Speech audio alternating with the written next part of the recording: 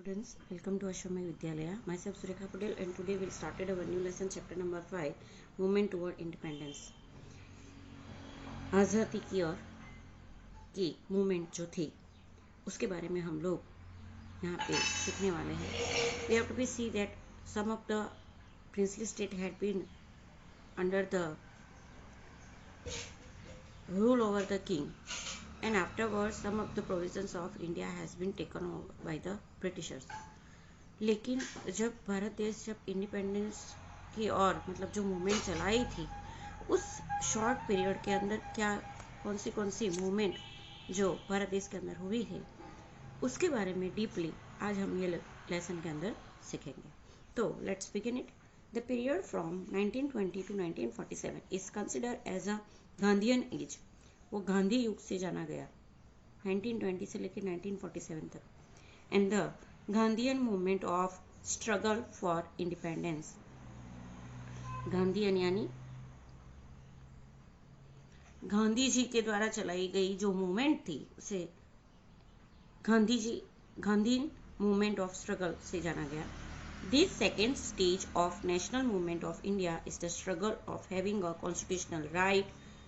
ये जो second stage national movement थी, फर्स्ट स्टेज कौन सा था जो हम लोगों ने आगे के फोर्थ लेसन के अंदर सीखा कि अलग अलग जो जगह पे अलग अलग प्रोविजंस में रिवोल्यूशनरी मूवमेंट चला के जो है लोगों ने ब्रिटिशर्स का सामना किया था, तो वो रिवोल्यूशनरी मूवमेंट थी. लेकिन यहाँ पे जो था वो सेकेंड स्टेज का मूवमेंट था जिसके अंदर कॉन्स्टिट्यूशनल राइट के लिए लड़ाई, हक के लिए लड़ाई हुई थी.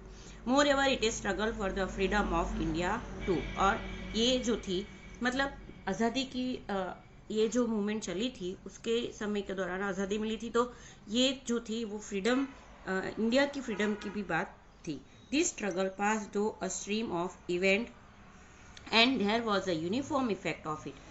एक अलग अलग तरीके की जो इवेंट्स थे, इवेंट्स मतलब घटनाएं जो थी उसका बहाव जो था एक तरीके से स्ट्रगल हर एक देश पूरे नेशन की हर एक प्रोविजंस के अंदर दिखी और उसका जो इफेक्ट था दैट शुड बी यूनिफॉर्म, हर एक जगह पे एक जैसी दिखी. So we shall observe the effect in this chapter. तो ये कौन सी इफेक्ट थी नेशनल मूवमेंट के दौरान, तो उसके बारे में हम लोग सीखने वाले हैं. सबसे पहले देखते हैं Simon commission in 1942. This is also important in short note. Simon commission ये क्यों बनाया गया था और क्या था Simon commission? So let us discuss it. Montfort, Montague, Chalmers Ford, 1919. In short, Montfort. Amendment declared that a commission should be sent to India after 10 years to examine the effect and operation of the constitutional reforms and to suggest more reforms for India. But 2 years later, government appointed Simon Commission. मॉन्टफोर्ट यानी Montagu कैम्पफोर्ड ने 1919 में ऐसा amendment किया, declare किया कि भारत देश के अंदर 10 मतलब आफ्टर 10 इयर्स एग्जामाइन के लिए कि कौन सी इफेक्ट है और जो ऑपरेशंस है यानी कि जो रिफॉर्म्स किए गए थे अलग अलग, तो उसकी इफेक्ट क्या है ये सारी चीज़ों का एनालिसिस करने के लिए आफ्टर 10 इयर्स जो है एक कमीशन भेजी जाएगी. But with in 2 years, after 2 years के अंदर गवर्नमेंट ने एक साइमन कमीशन की जो है अपॉइंटमेंट कर ली. कौन सी गवर्नमेंट? ब्रिटिश गवर्नमेंट ने. The commission consisted sir John Simon and 7 other members. ये जो कमीशन थी यानी कमिटी जिसके अंदर उसका जो हैंडलिंग था वो सर जॉन साइमन और उसके other 7 members. All of them were member of the British parliament. और ये सारे मेंबर्स क्या थे? ब्रिटिश पार्लियामेंट के मेंबर थे. There was not a single Indian as a member. इसके अंदर भारत देश का एक भी पर्सन जो था मेंबर नहीं था. Indian recommended inclusion of Indian members in the commission so as to understand the problems and pains of Indian society. Bharat के जो भारतीय थे उन्होंने ऐसा रिकमेंडेशन किया ये गवर्नमेंट के पास कि भाई कोई एक पर्सन इंडियन मेंबर तो ये कमीशन के अंदर चाहिए, बिकॉज कि जो भारत देश के लोग हैं उनकी जो प्रॉब्लम और पेन्स है वो इंडियन सोसाइटी की जो प्रॉब्लम और पेन्स है वो इनको भी पता चले और समझ सके। But Britishers reject his recommendation, लेकिन जो ब्रिटिशर्स थे उन्होंने ये रिकमेंडेशन जो है उसको रिजेक्ट कर दिया। So the Indian decided to oppose it. Simon commission was greeted with a strike, assembly, possession, loud slogan of Simon go back and unfurling of black flag and appeal, जिसके लिए Simon commission was जो है उनका oppose करने के लिए greatly strike, assembly, position, loud slogan बनाया गया कि भाई साइमन गो बैक, और ब्लैक फ्लैग जो है वो फ्लरिंग किया गया।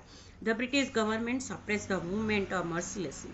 The assistant police superintendent order lathi charge on Lalaji procession, और जो सुप्रिटेंडेंट थे उस समय के उन्होंने लालाजी का जो प्रोसेसन यानी कि जो जुलूस था उनके ऊपर जो है लाठी चार्ज का ऑर्डर दिया।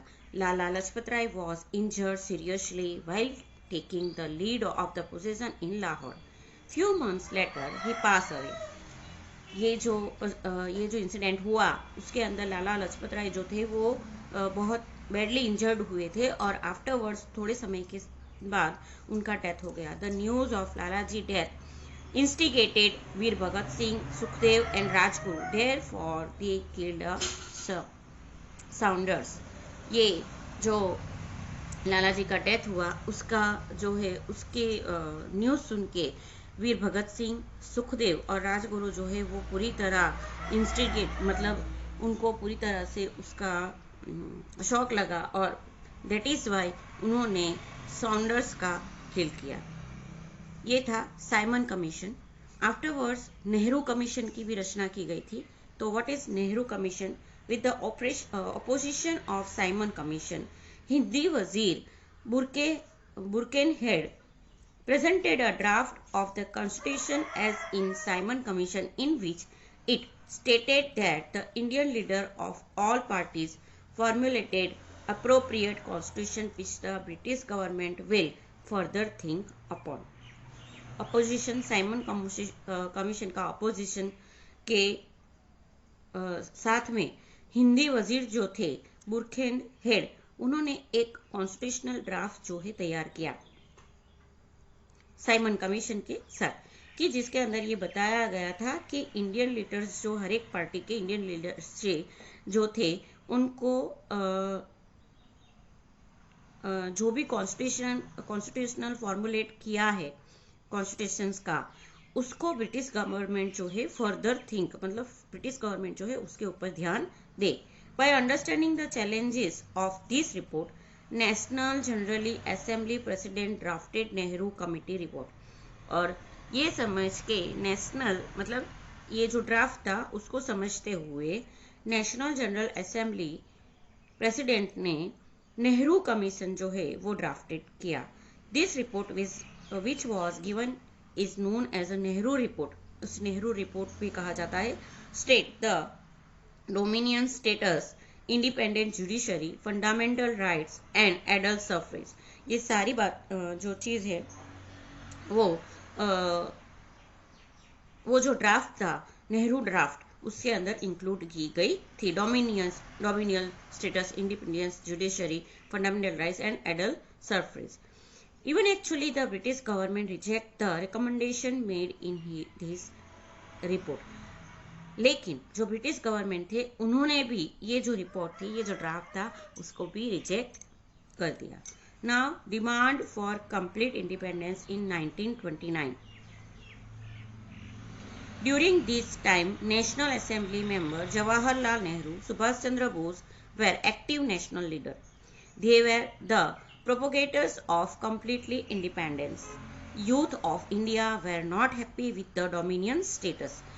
जो ये जो मूवमेंट चल रही थी मतलब ड्राफ्टिंग, ब्रिटिश गवर्नमेंट के साथ जो ड्राफ्ट भेजा जाता था, तो ये समय के दौरान जो कमेटी बनाई गई थी नेशनल असेंबली मेंबर्स, उसके अंदर जवाहरलाल नेहरू और सुभाष चंद्र बोस जो थे वो एक्टिव लीडर थे। ओके, उनके कंप्लीट इंडिपेंडेंस के उन्होंने प्रोपोगेटर्स भी तैयार किए थे। Youth of India were not happy with the dominion status. Dominion status के से यूथ भारत देश के जो यूथ थे वो हैप्पी नहीं थे। उन लोगों को पूरा इंडिपेंडेंस चाहिए, मतलब खाली ऐसा नहीं कि यहाँ के रहवासी है उतना डोमिनियल स्टेटस मिले, उससे वो लोग हैप्पी नहीं थे। On the bank of river Ravi in Lahore under the leadership of Jawaharlal Nehru, national general assembly passed a resolution of complete independence. और जिसकी वजह से जो यूथ थे उन्होंने लाहौर में रावी रिवर के पास under the leadership of Jawaharlal Nehru they have to be given a complete revolution for the complete independence. After that on 26 January 1930 the member to the oath of complete independence.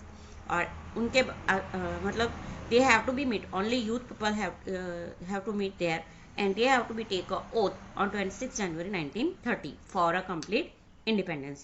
Since then, January 26th has become a memorable for all us. Independent India has made the Republic Day memorable by implementing the constitutions of India on this day.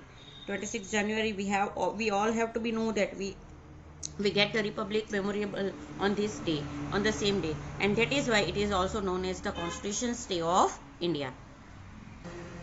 Other event has been done at for the complete independence is the Dandi March. It is a very famous and famous event at the time of to get the fully freedom.